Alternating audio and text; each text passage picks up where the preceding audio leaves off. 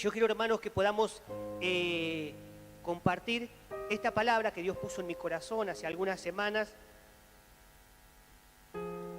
Y el título es Solo hay un Dios a quien servir, ¿no? Solo hay un Dios a quien servir. Amén. Amén. Amén. Gloria a Dios. Los voy a cansar, ¿no?, con repetir, bueno, que podamos estar encendidos. Yo quiero que ahora, dentro de algunos momentos, cuando leamos la palabra, que nos metamos en la historia, ¿no? Que nos metamos en la historia. Cada vez que uno lee la palabra de Dios, tiene que estar ahí, tiene que olvidarse de todo. Y tiene que estar concentrado en la palabra, ¿no? Y decir, bueno, Señor, háblame, más allá de lo que yo pueda decir, lo que Dios puso en mi corazón, decirle, Señor, abro mi corazón a ti. Señor, háblame, que pueda entender en el Espíritu, porque en el Espíritu se entiende la palabra, no con razonamientos humanos o con pensamientos, ¿no?, de inteligencia, de pensar acerca de la palabra, sino a través del Espíritu que entendemos la palabra. Por eso, ahora, dentro de algunos momentos, cuando leamos la palabra, que podamos estar metiéndonos en este tema, ¿no?, en esta historia que yo quiero compartir, que podamos estar con nuestra mente, nuestro corazón, todo nuestro ser, leyendo la palabra, como si fuera que estábamos ahí, como si fuéramos que somos uno de los participantes, ¿no?, de esta historia. Y la palabra de Dios nos cuenta, ¿no?, en tiempos del rey Acab, uno de los peores reyes, si no el peor rey de Israel, dice la palabra, que el pueblo estaba sufriendo una sequía, ¿no? Mucho tiempo sin llover, empezó a haber un hambre tremendo por todas esas regiones. La situación era muy difícil, ¿no? Y el rey de Israel, Acab, le echaba la culpa a Elías, ¿no? Le echaba la culpa a Elías porque Elías dio un mensaje, el mensaje que Dios mandó a que hable al pueblo de Israel y también al rey, diciendo que no iba a llover por varios años. Entonces había una sequía, había mucha hambre, entonces las cosas estaban bastante mal. Y este rey, como a veces pasa cuando hay problemas o situaciones, creo que mucha gente le echa la culpa, ¿no?, al que está al lado, al del frente o al del costado. Siempre tendemos, ¿no?, como seres humanos, a echarle la culpa a los demás de las situaciones que estamos pasando. Muchas veces quizás sí tienen la culpa, pero muchas veces tenemos nosotros la culpa, ¿no? En este caso, el rey de Israel, Acab, le echaba la culpa a Elías, ¿no? Y en un encuentro que tuvo con Elías, el rey Acab, ¿no?, lo trataba de que era un sedicioso, de que alborotaba a Israel. Dice, vos sos el que alborotás a Israel, ¿no?, dice en una versión. Entonces, Elías no le dice, no, vos y tu familia quisieron corromper al pueblo de Israel, ¿no?, y se alejaron de Dios. Vos sos el problema, ¿no? Así de frente le dijo Elías, vos sos el problema, no yo. Entonces, un día, ¿no?, el profeta Elías le dijo al rey que se reúnan en el monte Carmelo todo el pueblo y los 400 profetas Baales que estaban en ese momento. En ese momento, cuando Elías, ¿no?, lo confronta con la realidad de que él era el culpable, también su familia, refiriéndose a su mujer Jezabel, que también era una profetisa, ¿no?, de parte de Baal y de un montón de dioses ahí que tenían ellos, de dioses cananeos como Baal y otros dioses. Entonces, cuando se enfrenta Elías con Acab, le dice, no, reúne a todo el pueblo, ¿no?, en el monte Carmelo, reúne también a los profetas, a todo el pueblo, y vení que vamos a hablar, ¿no?, vamos a hablar de algunas cosas. Entonces, ahora vamos a leer Primera Reyes 18, del 20 al 39, en la versión NBI. Ahí los chicos seguramente lo van a preparar.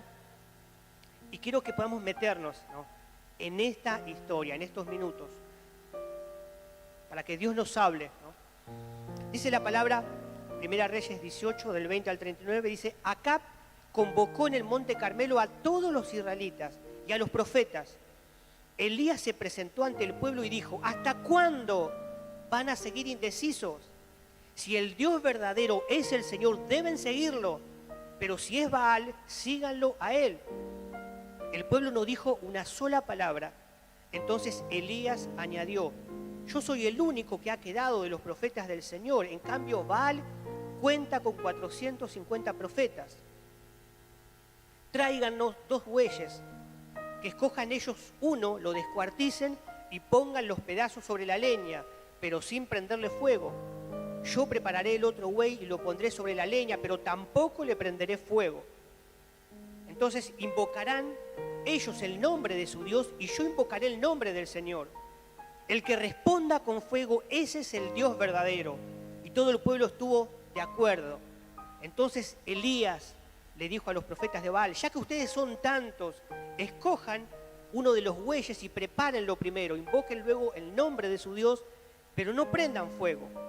Los profetas de Baal tomaron el buey que les dieron y lo prepararon e invocaron el nombre de su Dios desde la mañana hasta el mediodía.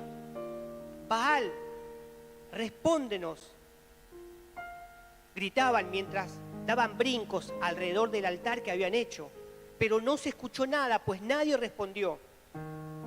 Al mediodía Elías comenzó a burlarse de ellos. Griten más fuerte, les decía, seguro que es un Dios, pero tal vez esté meditando, esté ocupado o de viaje. A lo mejor se ha quedado dormido y hay que despertarlo. Comenzaron entonces a gritar más fuerte y, como era su costumbre, se cortaron con cuchillos y dagas hasta quedar bañados en sangre. Pasó el mediodía y siguieron en este trance profético hasta la hora del sacrificio vespertino, pero no se escuchó nada, pues nadie respondió ni prestó atención. Como habían dejado en ruinas el altar del Señor, Elías lo reparó. Luego recogió 12 piedras, una por cada tribu descendientes de Jacob, a quien el Señor le había puesto por nombre Israel. Con las piedras construyó un altar en honor del Señor y alrededor cavó una zanja en que cabían 15 litros de cereal. Colocó la leña, descuartizó el buey, puso los pedazos sobre la leña y dijo: llenen de agua 4 cántaros y vacíenlos sobre el holocausto y la leña. Luego dijo: vuelvan a hacerlo, y así lo hicieron. Háganlo una vez más, les ordenó. Y por tercera vez vaciaron los cántaros. El agua corría alrededor del altar hasta llenar la zanja. A la hora del sacrificio vespertino, el profeta Elías dio un paso adelante y oró así: Señor, Dios de Abraham, de Isaac y de Israel, que todos sepan hoy que tú eres Dios en Israel y que yo soy tu siervo y que he hecho todo esto en obediencia a tu palabra. Respóndeme, Señor, respóndeme, para que esta gente reconozca que tú, Señor, eres Dios y que estás convirtiéndoles el corazón a ti. En ese momento cayó el fuego del Señor y quemó el holocausto, la leña, las piedras y el suelo, y hasta lamió el agua de la zanja. Cuando vieron esto, todos se postraron y exclamaron: el Señor es Dios, el Señor es Dios. Gloria a Dios por su palabra. Qué hermosa palabra, hermanos. Y cuánta riqueza espiritual hay en esta palabra. Y yo quiero que podamos reflexionar en algunas cosas importantes acerca de esta historia. Primeramente quiero que podamos pensar, reflexionar acerca de algunas diferencias entre el pueblo de Israel y Elías. Hay algunas diferencias que quiero que podamos notar, y ruego a Dios y ruego al Espíritu Santo que obre en nuestra mente y en nuestro corazón para poder entender más allá de lo que yo pueda hablar. Una de las cosas que está en los primeros versículos que vemos, las diferencias, ¿no?, acerca del pueblo de Israel y el profeta Elías, es que lo primero que notamos es que el pueblo, ¿no?, el pueblo estaba indeciso, ¿no? El pueblo estaba indeciso. En cambio, Elías sabía, ¿no?, sabía lo que tenía que hacer. El pueblo estaba indeciso, ¿no? Podíamos pensar, cuando uno es una persona indecisa, no sabe qué escoger, si ir para la izquierda o ir para la derecha. No sabe escoger, por ejemplo, cuando una persona que se va de compras, no sabe qué color elegir en una ropa, o qué zapato, o qué zapatilla. Entonces está indeciso, ¿no? No está con seguridad en lo que va a hacer. En cambio, cuando una persona sabe, ¿no?, sabe lo que tiene que hacer, bueno, lo hace y está seguro, no está dubitando, no está dudando de lo que hace. Entonces lo primero que vemos acá es el pueblo de Israel, ¿no?, que estaba dudando, no sabía a quién servir, ¿no? Por eso el profeta Elías le dice: ¿hasta cuándo van a estar indecisos, ¿no? ¿Hasta cuándo van a estar indecisos? Tienen que escoger, ¿no? si servir o seguir a Dios, o si seguir y servir al Dios de Baal. ¿Por qué? Podemos pensar por qué estaban indecisos, ¿no?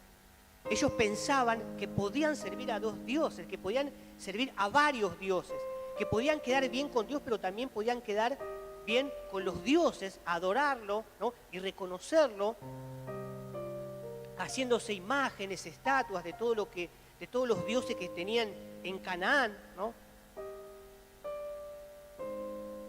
Y qué increíble, ¿no? Porque Dios le advirtió, ¿no? Dios le advirtió a Moisés y a todo el pueblo de Israel de que Dios era un Dios celoso. Era un Dios celoso. Dios mismo le dijo, yo soy un Dios celoso.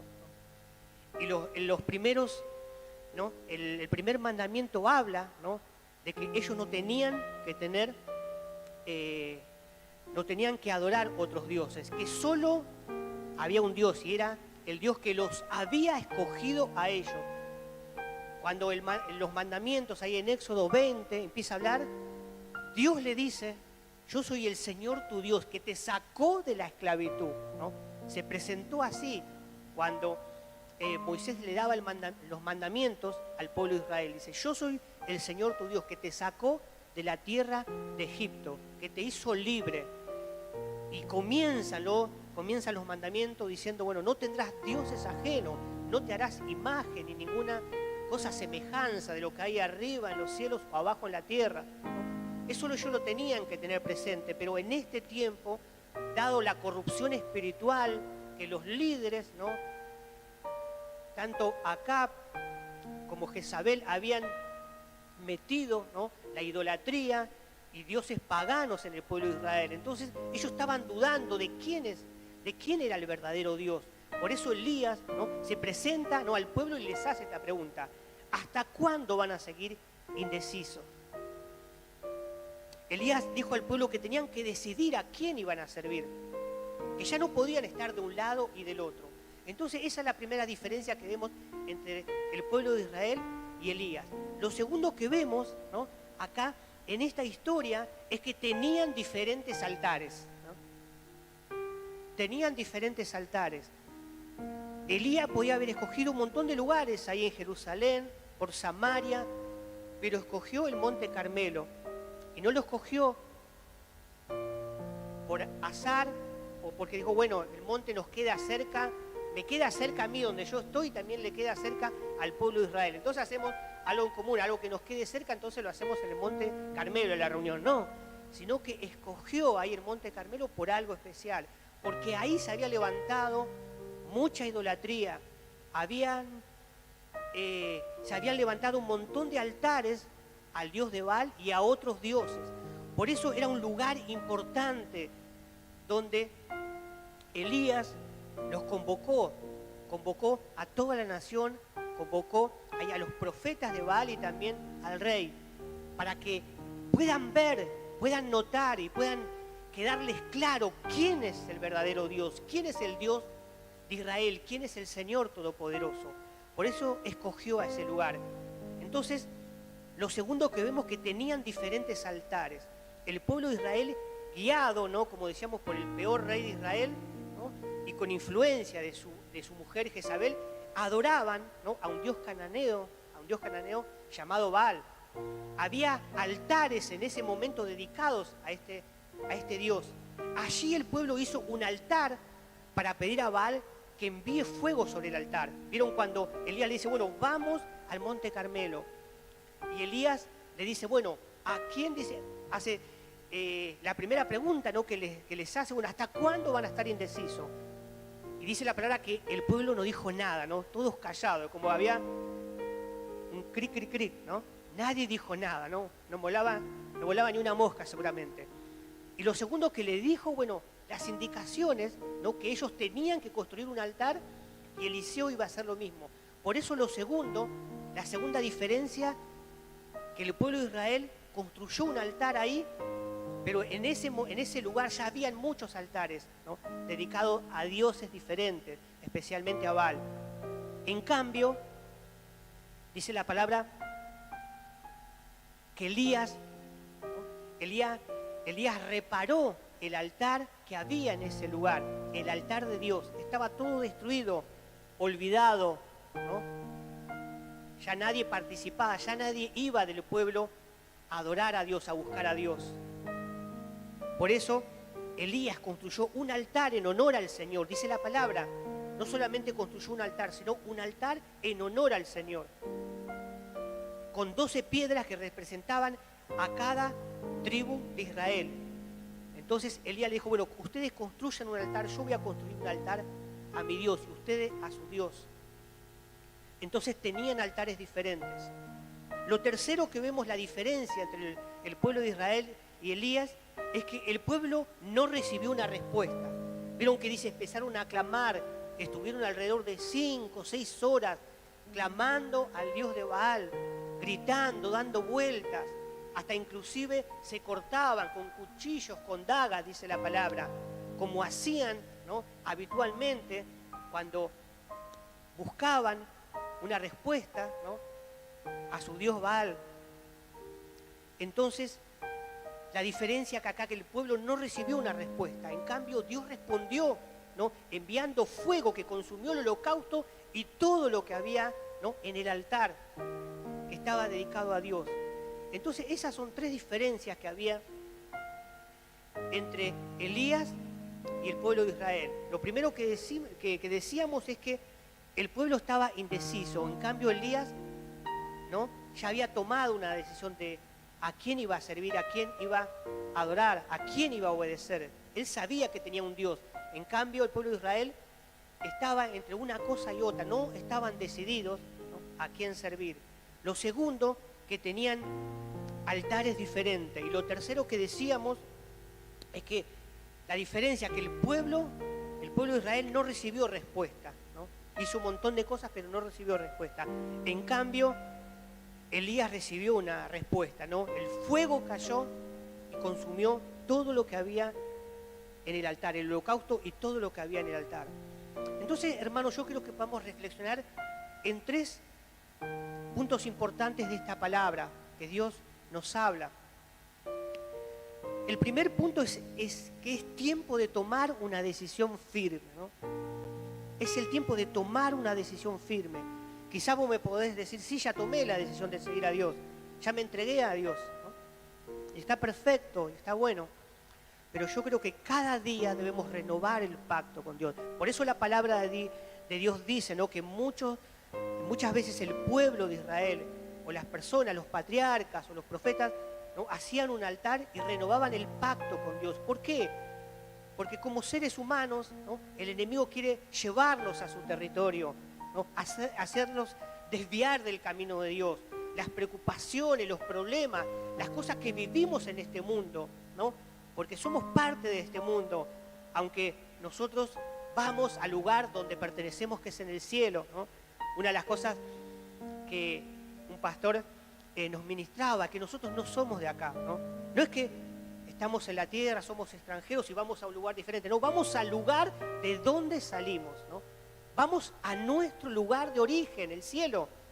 ¿Por qué? Porque somos, ¿no?, somos creación de Dios. Dios nos creó. Somos parte de Dios, de nuestro Dios Todopoderoso. Entonces, las cosas de este mundo, la vida, las cosas cotidianas nos quieren apartar. Por eso siempre tenemos que renovar nuestro pacto y decirle, Señor, quiero renovar mi pacto contigo, quiero tomar la decisión firme, no quiero estar indeciso. Por eso, el primer punto para pensar es que es tiempo de tomar una decisión firme si realmente estoy dudando en algunas cosas en mi vida. ¿Hasta cuándo van a estar indecisos?, le dijo Elías al pueblo. Como cristianos estamos llamados a obedecer a Dios, a seguir sus caminos, ¿no? Jesús mismo dijo, yo soy el camino. Jesús no dijo, yo soy uno de los caminos que ustedes pueden tomar, sino Jesús les dijo, ¿no?, a la gente, a los discípulos, yo soy el camino. Debemos mantenernos firmes en su palabra, en obediencia, entregando nuestro corazón, nuestra mente, todo nuestro ser cada día a nuestro Dios. Necesitamos como cristianos ejercitar la constancia. ¿Cómo nos cuesta? No es que le estoy diciendo cómo les cuesta, cómo nos cuesta a veces a los cristianos ser constantes en la oración, en leer la palabra, en asistir a las reuniones, en congregarnos, en buscar, ¿no?, la guía del Espíritu Santo, en tomar decisiones de acuerdo a lo que Dios nos está hablando. ¿Cómo nos cuesta, ¿no?, estar firme en sus caminos? Vienen problemas, ¿no?, situaciones, crisis en nuestra vida y muchas veces nos apartamos. Quizás no nos apartamos del todo, pero estamos distraídos en lo espiritual, siendo que Dios está hablando, que Dios está llevando a la iglesia a la oración, a la palabra, a la búsqueda, a poder estar firmes en sus caminos. Pero muchas veces somos inconstantes. Y cuando Santiago habla de la inconstancia, ¿no?, de la falta de fe, de la inconstancia, dice, el que es inconstante, no espere recibir nada, ¿no? Duro ahí Santiago, dice, no esperen recibir nada si son inconstantes.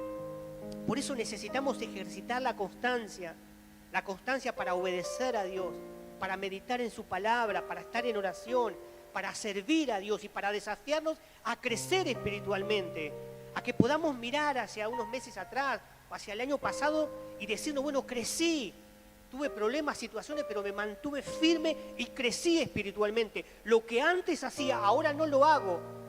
Si antes a veces estaba inconstante en venir a la casa de Dios, bueno, ahora no, ahora estoy todo el tiempo, todos los días que puedo, vengo a la casa de Dios. Oro cada día, leo su palabra, estoy en oración, oro por mi familia, oro por la iglesia, dejo que el obrar del Espíritu Santo esté cada día sobre mi vida, ¿no? Por eso necesitamos ejercitar la constancia. Nuestro corazón no debe estar dividido. Eso es lo que tenía el pueblo de Israel, ¿no? Su corazón estaba dividido, ¿no?, entre obedecer a Dios, ¿no?, y obedecer a Baal, o buscar a Baal, ¿no? Entonces nuestro corazón no puede estar dividido entre obedecer a Dios y hacer lo que me parece o lo que deseo. Los cristianos no hacemos lo que nos parece, sino necesitamos ser guiados por el Espíritu Santo.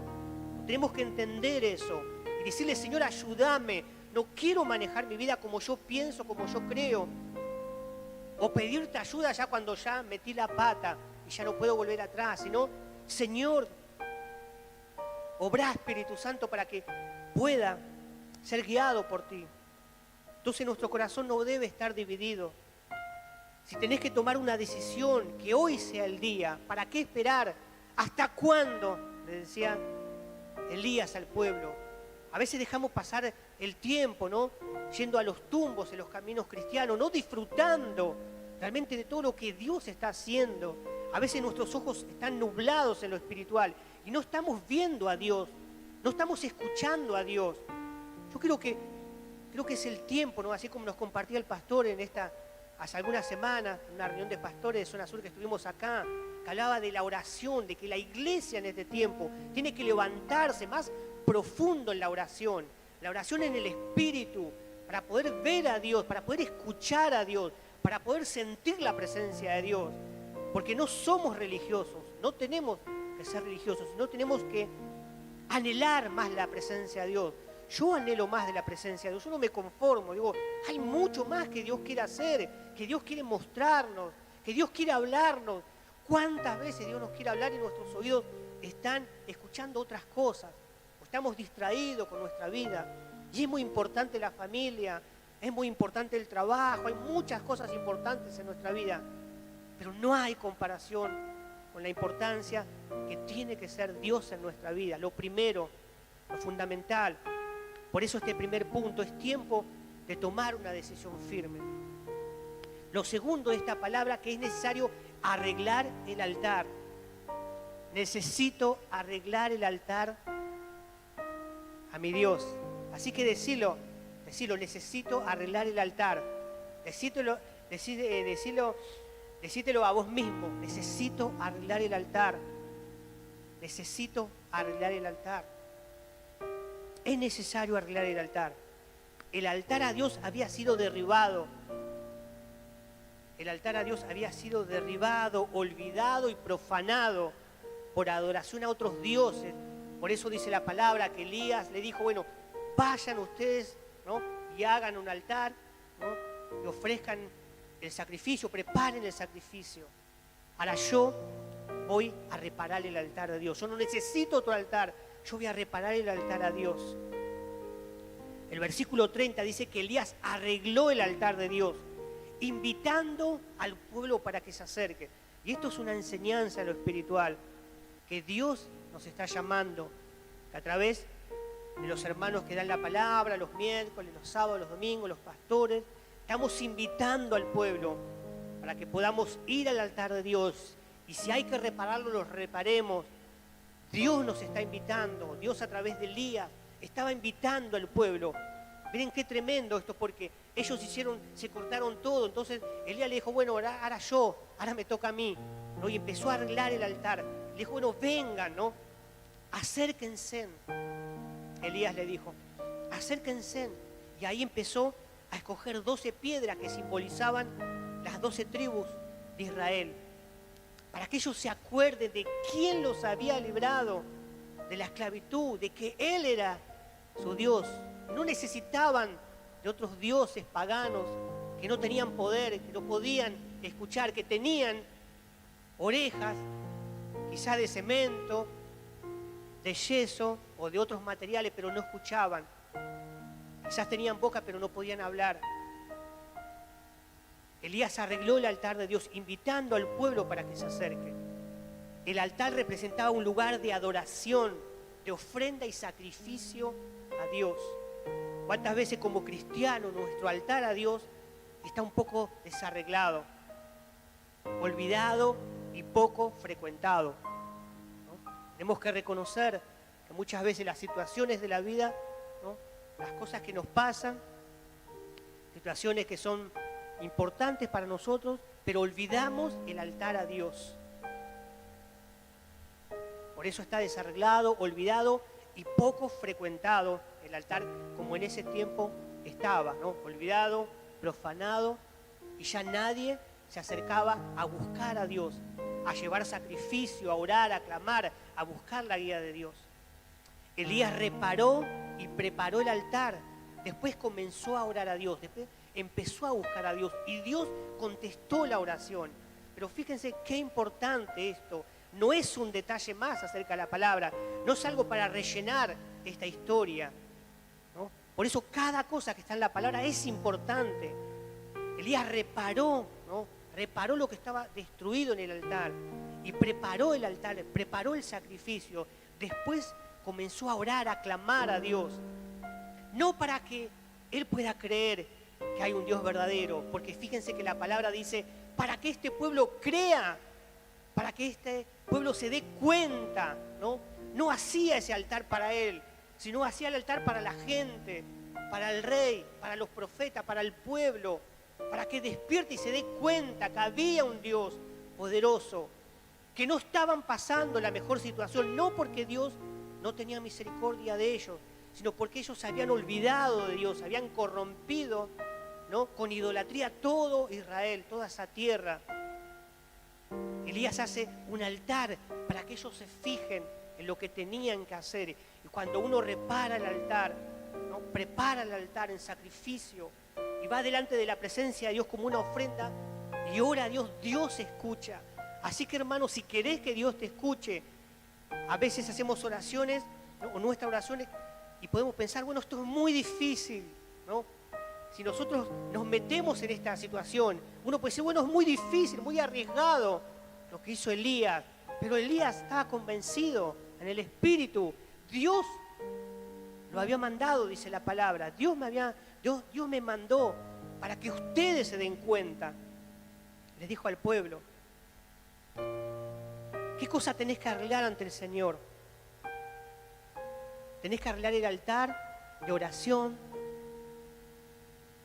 de acercarte a Dios a través de tu vida, entregando tu corazón, tu mente, dejando todas tus cargas delante de la presencia de Dios. ¿Qué cosas tenés que arreglar en el altar del Señor? Dios es un Dios de orden, por eso vemos acá la secuencia, ¿no? De esta historia, cómo Elías lo llevó a través del Espíritu a poder preparar, a poder reparar el altar, preparar el sacrificio y después la oración, y después Dios fluyó, después Dios contestó la oración y todos, ¿no? quedaron quedaron viendo cómo Dios era el verdadero, Dios era el Señor de todo Israel. Cuando me acerco al altar de Dios, cuando me presento ante el Señor con humildad, reconociendo mi pecado, ¿no? Dios empieza a orar, Dios contesta mi oración, mi mente es cambiada, transformada y empiezo a obedecer a Dios. Lo que antes me costaba hacer en el Espíritu, ahora lo puedo hacer, porque estoy en el altar de Dios, porque recibo el fuego del Espíritu Santo y no me cuesta vencer las cosas que el enemigo pone en mi vida, las trabas, circunstancias, ¿no? Problemas que quieren desviarme del camino de Dios, presiones, lo que el enemigo quiere hacer en mi vida. Yo recibo el fuego del Espíritu Santo y tengo poder para hacer huir al enemigo, destruir al enemigo. Es lo que hizo Elías, ¿no? Reparó el altar, lo preparó, oró a Dios. Con esa secuencia hizo huir, ¿no? Hizo desterrar a todo lo que estaba profanando la adoración a Dios. Lo tercero que quiero que podamos meditar es que necesito el fuego de Dios. Amén. Decilo, necesito el fuego de Dios. Convencete a vos mismo, convencete, decite, necesito el fuego de Dios. Necesito el fuego de Dios más que nunca en este tiempo. El Dios que responda con fuego, ese es el Señor de Israel, dijo Elías al pueblo. El Dios que responda con fuego, ese es el Señor de Israel, les dijo. El pueblo estaba dudando de quién era el verdadero Dios. El Dios de Baal supuestamente controlaba la naturaleza. Ellos creían que Baal controlaba la naturaleza, todas las cosas. Pero fíjense que el pueblo estaba dudando de quién era el verdadero Dios. Ellos pensaban que el Dios de Baal controlaba toda la naturaleza, pero también sabían que Dios, el Dios que seguía a Elías, había cerrado los cielos y no permitía la lluvia. Ellos lo sabían bien, lo habían escuchado que Elías dijo, bueno, por medio de la palabra de Dios, de lo que Dios me dijo, los cielos se van a cerrar y no va a haber lluvia. Entonces estaban dudando de quién era el verdadero Dios.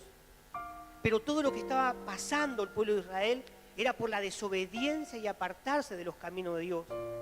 El pueblo clamó a Baal y este no respondió, dice la palabra. Pero cuando Elías clamó al Señor, él envió fuego que consumió todo lo que había en el altar. Entonces el pueblo dijo, el Señor es Dios. El Señor es Dios. El fuego de Dios puede consumir toda atadura espiritual. Si tenés alguna atadura espiritual, el fuego de Dios, el fuego del Espíritu Santo puede consumir todo eso.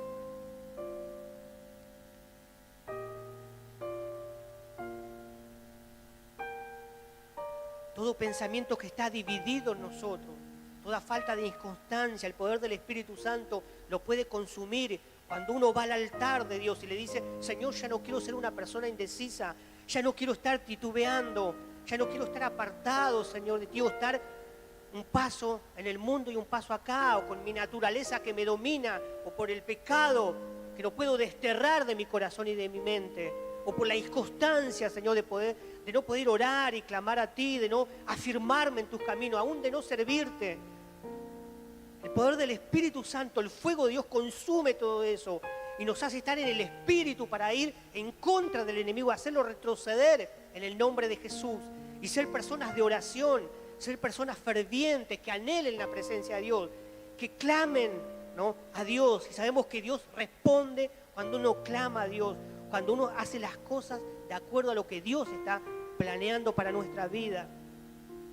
Así como Elías clamó por el fuego de Dios, así es de vital importancia en este tiempo. Como les decía al principio, es el tiempo de poder ajustar la oración aún más. Nunca podemos decir, sí, ya soy una persona de oración y ya está. No, siempre tenemos que desafiarnos a más, a orar más, a venir siempre, ¿no?, los días miércoles, los días sábados, los domingos que también oramos, a poder estar en espíritu, unidos como iglesia unida en el espíritu, buscando a Dios. Entonces, de vital importancia que pidamos que el fuego del Espíritu Santo consuma todo lo que está de más en nuestra vida, todo lo que no le pertenece, toda tiniebla, todo pecado en nuestra vida. Que podamos ver su poder cuando oramos, que podamos reconocer, como hizo el pueblo, que solo hay un Dios verdadero, que es nuestro Dios, y solamente nos rendimos ante su presencia. El pueblo ya no tuvo dudas en ese momento, como que el velo cayó, ¿no?, de sus ojos, ¿no? Todo lo que estaba, toda la indecisión, ahí se dieron cuenta de quién era el verdadero Dios, de lo que Dios estaba haciendo. Por eso en este tiempo tenemos que desafiarnos a buscar más a Dios, a poder decirle: Señor, háblame a través de los sueños, a través de visiones, a través de una palabra. Señor, quiero sentir más tu presencia, quiero que tu Espíritu Santo me lleve, Señor, me guíe por cada cosa. Quiero verte, Señor, quiero sentirte, Señor, no me conformo con lo que vivo. No quiero ser una persona indecisa, sino quiero disfrutar todo lo que vos tenés para mí. Yo le pido a los hermanos de alabanza si se pueden acercar, y te pido, hermano, que te puedas poner de pie. Vos que estás ahí en tu casa, también participando de la reunión, es el tiempo de poder orar a Dios, de adorar a Dios, poder estar en este tiempo de adoración. Así que no te distraigas en lo espiritual. Empezá a buscar a Dios a través de la oración. El fuego de Dios me da poder para obedecerlo. Si querés obedecer a Dios, necesitas el fuego del Espíritu Santo para obedecer a Dios, para amar a Dios y sacar de mi vida toda oposición de parte del enemigo. El día después que cayó el fuego de Dios, derrotó a los profetas de Baal, sacó de Israel lo que estaba perjudicando la adoración a Dios. Necesito el fuego del Espíritu Santo en todo mi ser en este tiempo. Así que cerrá tus ojos para no distraerte y empezá a orar. Este es el tiempo de buscar a Dios. No es el tiempo de pensar en nada, solamente pensar en Dios. Solo pensar en nuestra vida, de cómo está nuestro altar a Dios. ¿Cómo está nuestro altar? Está todo destruido, olvidado. Vamos a Dios a través de la oración, de la búsqueda profunda. Hermano, vamos a adorar a Dios y después vamos a tener el tiempo de oración. Mi corazón es tuyo, Dios, lo entrego a ti, lo entrego a ti. Mi corazón es tuyo, Dios, lo entrego a ti, lo entrego a ti. Todo lo que amé lo rindo a tus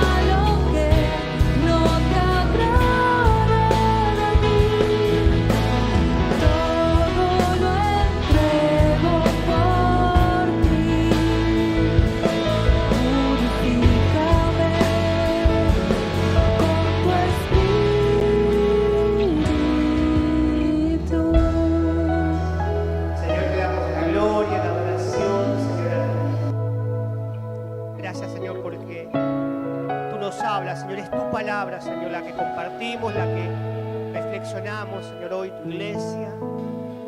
Por eso, Señor, ayúdanos, Señor, a que esta palabra, Señor, podamos hacerla realidad en nuestra vida, Señor, en nuestro andar diario, Señor. Primero te pedimos, Señor, que nos ayudes a tomar una decisión firme, Señor, que no estemos dudando, Señor, que no estemos dudando, sino que podamos saber que tú eres nuestro Dios. También, Señor, queremos arreglar el altar, Señor, que quizás está olvidado, un poco desarreglado, Señor, y poco visitado, Señor. El altar, Señor, es el tiempo que podemos ir a tu presencia, orar, clamar a ti, adorarte, Señor, aún pedirte por nuestras necesidades, pero agradecerte por todas las cosas que haces. El altar, Señor, representa una búsqueda, Señor, de tu presencia, el adorarte, el entregar nuestras ofrendas, nuestra vida, una ofrenda hacia ti, Señor. El altar es un encuentro, Señor, cotidiano cada día contigo, Señor. Qué mejor encuentro, Señor. Qué mejor lugar, Señor, que ir a tu altar. Y lo tercero, Señor, que podamos reflexionar, Señor, que necesitamos el fuego de tu Espíritu Santo, Señor, para seguir adelante, Señor, en nuestra vida, para hacer, Señor, retroceder al enemigo, para estar en espíritu, Señor. Por eso te agradecemos por esta palabra.